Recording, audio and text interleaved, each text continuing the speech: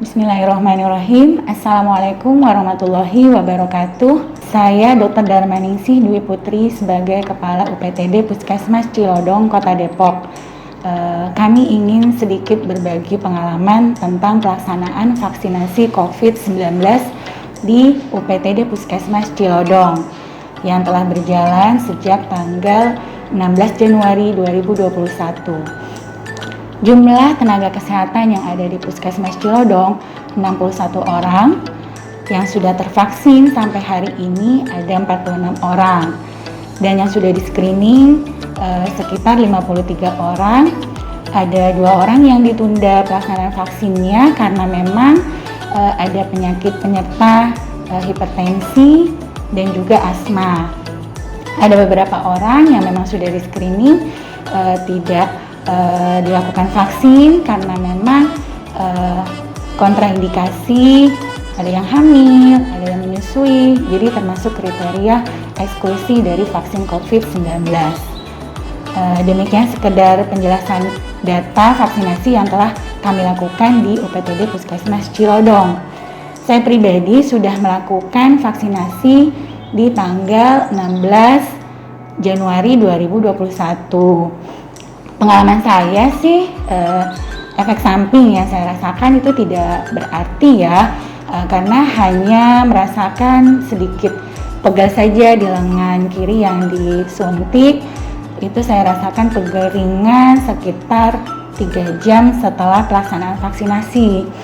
Tapi tidak ada merah ataupun bengkak dan nyeri yang hebat di tempat bekas vaksin. Jadi kalau saya rasa sih tidak termasuk kriteria efek samping yang berat ya, bahkan ringan juga mungkin ya wajar sih ya, kalau disuntik pasti akan ada rasa pegal gitu. Hampir sama dengan ketika saya melakukan vaksinasi influenza, itu hampir sama saja rasanya.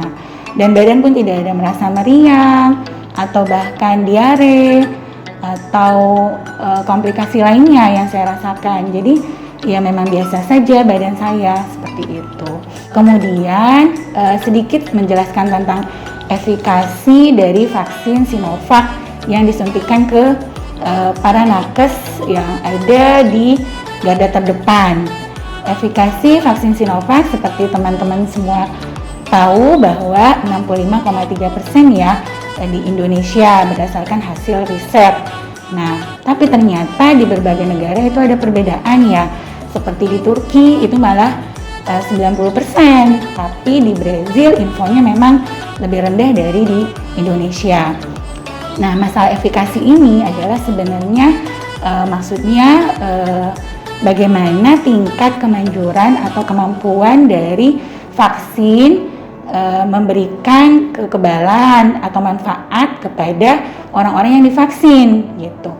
Itu berdasarkan hasil riset yang telah dilakukan di Indonesia yang melewati fase uji klinis 3. Jadi 65% itu tuh maksudnya jadi ketika dilakukan uji fase klinis itu vaksin diberikan pada beberapa orang yang memang beresiko terkena. Kemudian juga vaksin diberikan kepada beberapa orang yang diberikan placebo atau tidak diberikan vaksinasi Sinovac gitu. Ternyata ditemukan 65% didapatkan resiko tidak terjadi penularan pada 65% yang orang-orang yang divaksin tersebut gitu. Berarti kan memang sangat banyak manfaat dari vaksinasi Sinovac ini terhadap pencegahan COVID-19 seperti itu.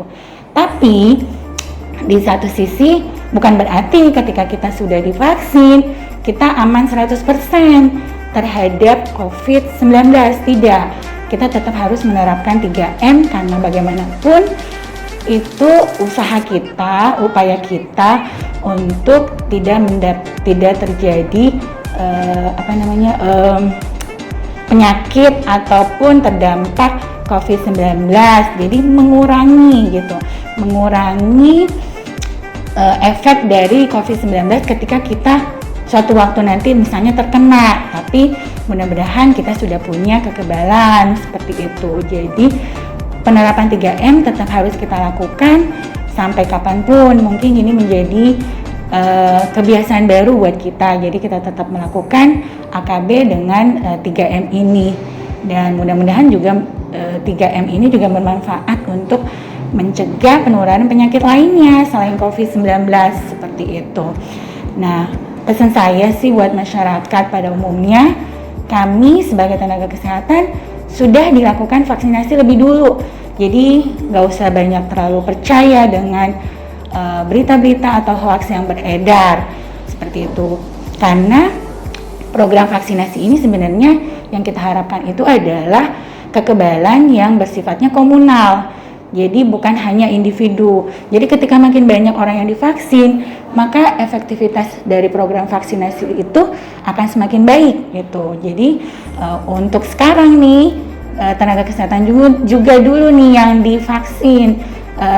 Jadi masyarakat bisa melihat nanti bahwa tenaga kesehatan yang sudah divaksin ini emang banyak yang bakalan sakit atau banyak yang justru memang mendapatkan kekebalan seperti itu. Jadi nggak usah takut ketika akan dilakukan vaksinasi buat masyarakat, karena sudah melihat dulu contohnya. Kami sebagai tenaga kesehatan yang di garda terdepan sudah menerima vaksinasi dan berharap hasilnya sesuai dengan harapan kita semua, bisa mencegah penyebaran, penularan mata rantai dari COVID-19 ini. Pesan saya, mari kita sama-sama dukung program vaksinasi COVID-19 dari pemerintah ini, karena kita tidak akan keluar dari pandemi COVID ini kalau kita tidak bekerja sama dengan baik. Jadi ini bukan hanya PR kami sebagai tenaga kesehatan, tapi ini PR kita bersama untuk keluar dari pandemi COVID ini. Mari kita sama-sama berjuang untuk keluar dari pandemi COVID-19 ini. Mungkin itu saja pesan saya, semoga ada manfaatnya buat kami sebagai tenaga kesehatan dan kita semua sebagai masyarakat di Indonesia. Assalamualaikum warahmatullahi wabarakatuh.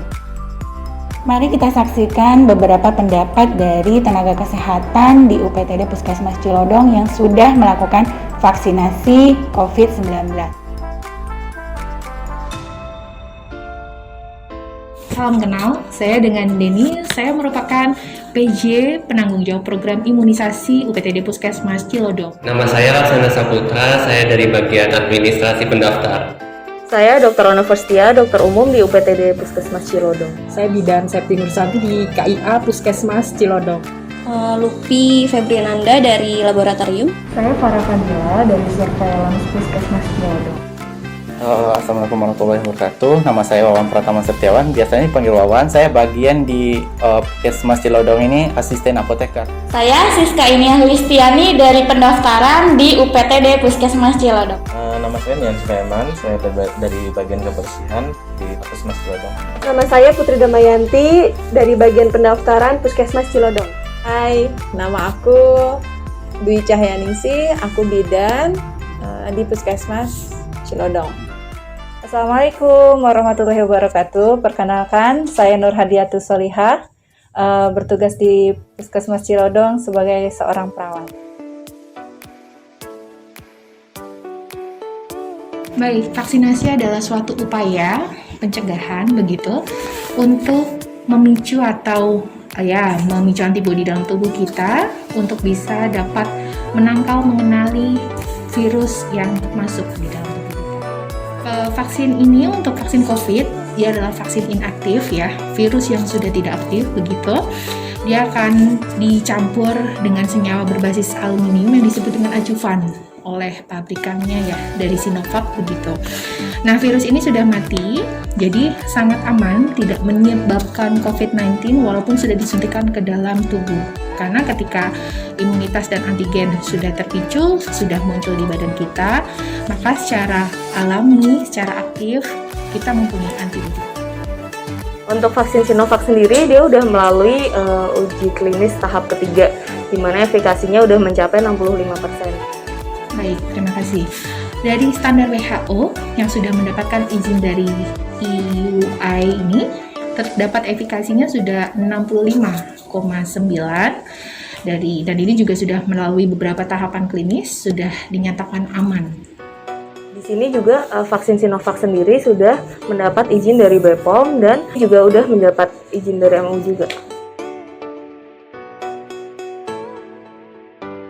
Biar nggak kena virus, biar sehat, biar imunnya jadi lebih kuat. Untuk kekebalan daya tahan tubuh sih terhadap virus corona ini. Saya divaksin karena saya sebagai tenaga kesehatan. Karena saya kan sering berhubungan langsung ya dengan pasien-pasien setiap hari. Kemudian untuk diri saya sendiri, keluarga dan masyarakat.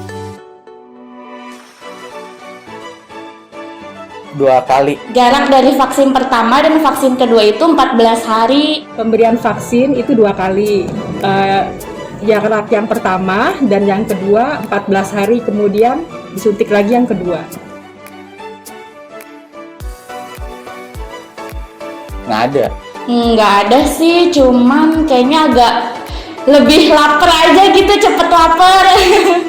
Pegal, setelah itu 2 jam paling hilang. Setelah agak sedikit pegal aja sih, keluhan lain alhamdulillah nggak ada. Kalau saya sih keluhan sih biasa-biasa aja ya. Nah, ya cuma pegal-pegal biasa atau ya cuma gitu-gitu aja sih, nggak ada keluhan-keluhan yang lainnya. Alhamdulillah sih nggak ada, aman-aman aja, baik.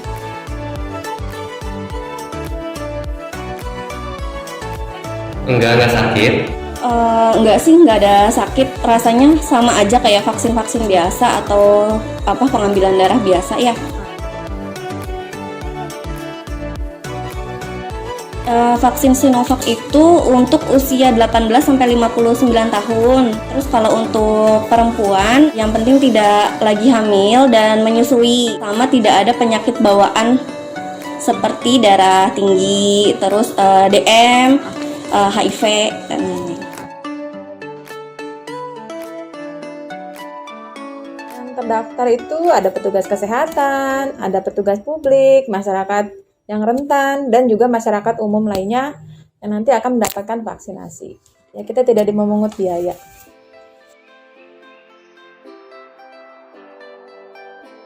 Oh enggak, kita tetap menjalankan prokes seperti 3M dan 2I.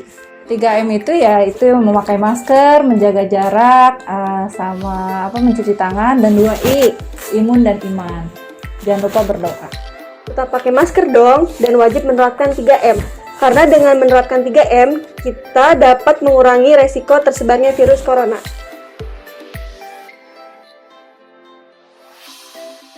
Kalau menurut saya itu sebagai perlindungan diri. Misalnya kita berkendaraan nih, perlu dong usaha seperti kita pakai helm. Kalaupun terjatuh ya minimal meminimalisir kejadian atau akibat dari kecelakaan itu. Itu kalau saya mengibaratkannya seperti itu. Ibarat perlindungan diri dari penyakit yang dapat membangun imunitas tubuh kita. Yang pertama itu kita kan pastinya kan ada bekalin dulu pedulilindungi.id. Nah di situ nanti ada cara-cara pendaftarannya dan itu nantinya akan masuk ke blast WhatsApp masing-masing nomor yang sudah terdaftar. Setelah itu dia udah masuk, dikirim di WhatsApp blastnya udah masuk, nanti tinggal ikutin aja arahannya di situ. Misalnya, apakah benar Anda seorang SDM kesehatan? Kalau misalnya iya, dibalasnya iya. Nanti untuk selanjutnya muncul lagi bacanya. Nah di situ ada pertanyaannya untuk selanjutnya apakah dikonfirmasi dengan balas iya atau tidak setuju. Nah kalau misalnya iya nanti akan berlanjut lagi, muncul lagi pertanyaannya. Lalu kalau misalnya udah sampai iya, itu ada di titik pertanyaan, tuliskan atau input KTP masing-masing dari peserta. Dan itu adalah 6 digit terakhir dari nik KTP-nya peserta tersebut. Lalu setelah itu barulah muncul tempatnya. Nanti langsung diarahkan dari WhatsApp blast tersebut, itu tempatnya akan di mana dia divaksinnya. Nah setelah misal setuju, nanti ada pertanyaan lagi apakah dia dalam keadaan sehat ataupun tidak sehat. Kalau misalnya sehat bisa langsung aja diklik 1, kalau misalnya nggak sehat itu bisa aja nanti langsung diklik 2. Misalnya yang nggak sehat itu seperti apa, Kak? Kalau sehat misalnya ada penyakit komorbid yang lain gitu ya, yang tidak sehat. Lalu kalau udah merasa sehat, berarti nanti ada selanjutnya bacaannya apakah setuju untuk menerima vaksin atau tidak. Kalau memang setuju, baru nanti ada tulisannya lokasinya di mana dan juga periode waktunya kapan. Nah, di sini kan ada periode, dipilih dulu. Misalnya periode di pertama ada sesi pertama jamnya dari jam 8 sampai jam 9. Ini contoh aja. Yang kedua itu ada dari jam 9 sampai jam 10. Nanti bisa dipilih sesi yang pertama atau sesi yang kedua. Lalu kalau misalnya ada pilihan sesi udah dipilih tersebut, maka nantinya ada lagi resumnya. Kalau misalnya nanti pilihannya kan ada dua, apakah keadaannya dia sehat, yang pertama itu. Yang kedua adalah keadaannya jika ibu hamil atau menyusui atau pernah terkena COVID atau juga ada komorbid, penyakit lainnya. Nanti kalau misalnya pilihan yang kedua, dia salah satu kategori tersebut, maka tidak bisa untuk divaksin untuk sementara, seperti itu. Kalau misalnya pilihannya sehat, maka selanjutnya ada beberapa yang tadi tempatnya langsung muncul dan juga periode sesi waktunya. Tinggal dipilih aja sesi pertama atau sesi kedua juga. Kalau misalnya nanti sudah dipilih semuanya, nanti resumnya akan muncul lagi, tempatnya di puskesmas mana, terus ada juga sesinya sesi berapa, dalam kondisinya seperti apa juga. Setelah itu baru selesai semua, munculnya seperti ini. Ada barcode-nya, seperti itu.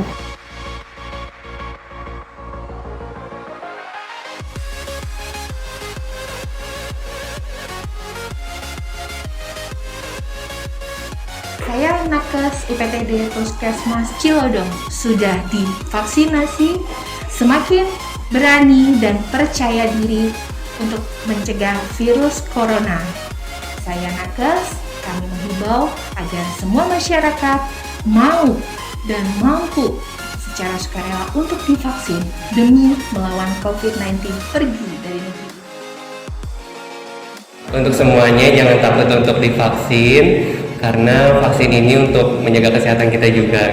Saya Dr. Ona Verstia, saya sudah divaksin di Puskesmas Cilodong. Sukseskan vaksin, jangan takut buat vaksin. Untuk masyarakat semuanya, jangan takut untuk divaksinasi COVID, karena ini untuk kekebalan diri kita sendiri. Mari sama-sama kita sukseskan vaksin COVID di Indonesia. Untuk masyarakat Indonesia, jangan takut untuk divaksin, insya Allah vaksinnya aman. Pokoknya sukseskan vaksinasi di Indonesia, dan jangan lupa selalu ingat untuk 3M. Kalau untuk masyarakat, saya mengajak seluruh masyarakat untuk mau untuk divaksin ya, karena ini anjuran dari pemerintah juga untuk kebaikan kita bersama juga, dan kita juga harus ikhtiar untuk kesehatan kita juga, untuk kesehatan masyarakat, pokoknya untuk kesehatan kita bersama lah. Tanpa dari bantuan masyarakat, pemerintah juga nggak akan berjalan. Yuk, disuntik vaksin semuanya demi orang-orang yang kita sayangi dan pilih orang-orang yang sekitar kita. Ayo, sukseskan vaksinasi di Indonesia. Ayo, jangan takut untuk divaksin. Vaksin itu sehat, vaksin itu halal, sudah terjamin. Jadi jangan takut untuk vaksin ya. Anak itu sangat berbakat karena ia sangat bergizi. Kalau kamu mau sehat, ayo kita vaksinasi. Vaksinasi COVID, yes! Ikan hiu, ikan asin. Ayo kita vaksin. Ayo masyarakat, kita vaksin.